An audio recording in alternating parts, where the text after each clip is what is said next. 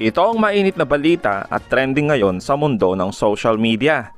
Matapos inutos ng ombudsman na tuluyan ng sibakin bilang mayor si Alice Go at matapos gisahin ni Kong Luestro itong si Harry Roque, abay heto, to the rescue ang kanilang pangulo at pasimuno ng Pogo. Sino yan siya? Congresswoman Luistro. Luistro? Opo. First termer. Oh, bright siya. Huwag na lang yung pugo. How about the wedding? How about itong masyaw all over the Philippines? Anong masasabi mo, ma'am? Or are you just concentrating on Pogo? Correct. Bakit ka magpabida dyan sa Pogo?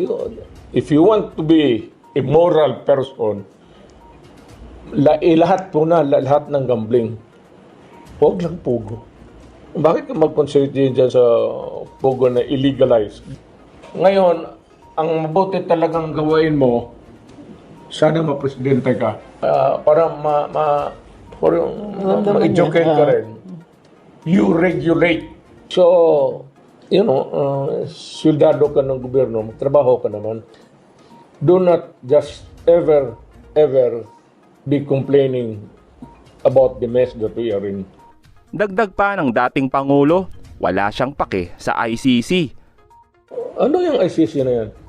Are we or are we not? Yan ang tanong ko muna is jurisdiction. Correct. Abogado ako jurisdiction. First question. Fiscal ako whenever I face a case dito sa korte everyday, tanong ako dyan, do I have may jurisdiction ba ako dito sa kasong in prosecute? ICC? ICC, Buwelta naman ng isang Marcos supporter, duwag at pinakawalang kwenta na naging Pangulo itong si Duterte. Ngayon, ang tanong, si Rodrigo Duterte ba, sa inyo pong paniniwala, ang pinakawalang kwentang naging Pangulo ng Pilipinas? Kasi kung ako po ang tatanungin ninyo, ito pong si Rodrigo Duterte ang pinakawalang kwenta na naging Pangulo ng Pilipinas. Ano po ang aking mga basihan? Unang-una, ito po ay mambubudol. Bakit po? Ang naging panghikayat niya sa ating mga kababayang Pilipino para po mahalal bilang Pangulo ng Pilipinas noong 2016 ay labanan ang illegal na droga, kriminalidad at korupsyon. Pero nangyari po ba yan? Hindi po. Sa panahon ni Rodrigo Duterte, kung bakit din natin sinasabing number 1 budolero ito, ay ang pagsasabi niya na ipagtatanggol niya ang ating karapatan sa South China Sea na kinikilala po nating West Philippine Sea. Sa panahon ng halalan, sabi niya, even siya ay magje-jetski doon at itatatag ang ating bandila.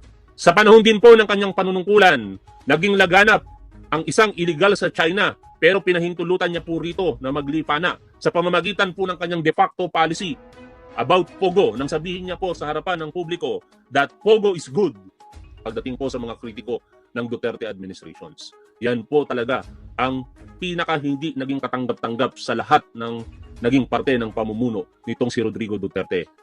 Narito naman ang matinding buwelta ng Kamara kaugnay sa mga kabulastugan ng nakaraang administrasyon.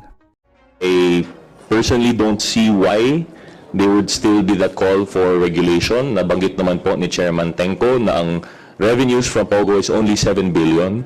Napakaliit po yan compared to the 5.6 trillion budget that we have. It comes with so many crimes, nakikita po natin. Kaya nga po may Quadcom po tayo. Worth po ba yung 7 billion pesos? Pero nakita natin, pinupugutan ng mga dayuhan dito sa Pilipinas. You know what I mean? So it really comes with these various crimes and I don't think it really answers the issue po, no, regulation. Ang problema po natin, I don't want to go ahead of the Quadcom, pero nakikita po natin dun sa Committee on Drugs, dun po sa Committee on Public Order, nagiging front po talaga yung lisensya po nila. Sinasabi po nila nandito sila as Pogo, ang nasa license po nila is a certain area, yun pala ginagamit nila yung lisensya to justify presence in other areas. As compared naman po na kung walang Pogo, walang license, then they have nothing to use to justify.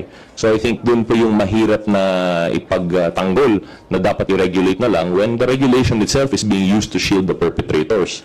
So I think yun lang po yung comment natin dun sa policy on Pogo. I'm not sure if we're in the proper position. Sorry, Gaba, di ko alam masyado yung dun sa video and dun sa ICC. We'll be sure to study that. But as for yung second part po, no, yun dun to go sa congressman, and wag po sila mag-alala. masyadong excited. Kaya nga po may Quadcom, we're there to ferret out the truth. We are now seeing evidence that probably we would say has never been seen before. And it's precisely the point naman of any inquiry in aid of legislation, aside from coming up with legislation to protect or fight these ills that we see, yun po, anything that will be collected as evidence, if it is deemed proper by the committee report, will be forwarded to the proper authorities naman. Ang kagandahan po ng Quadcom ay dito po, unlike kung normal whistleblower lang po yan na kailangan tatakbo sa PNP, magbibigay ng report, walang guaranteed protection. With the Quadcom, we have a direction and we will be using the full might of Congress and the powers that come with it to really ferret out the truth po. This comes with the protection of witnesses. We might be able to offer certain things that would we might be able to offer the protections and guarantees that they need to be able to come forth and present this evidence, which has never been seen before. Kung dati po walang kaso dahil walang ebidensya, dito po baka magkaroon. And that's why we have this Quadcom, and that's why I think that the people should endeavor to listen and to find out po from there. Yun lang po.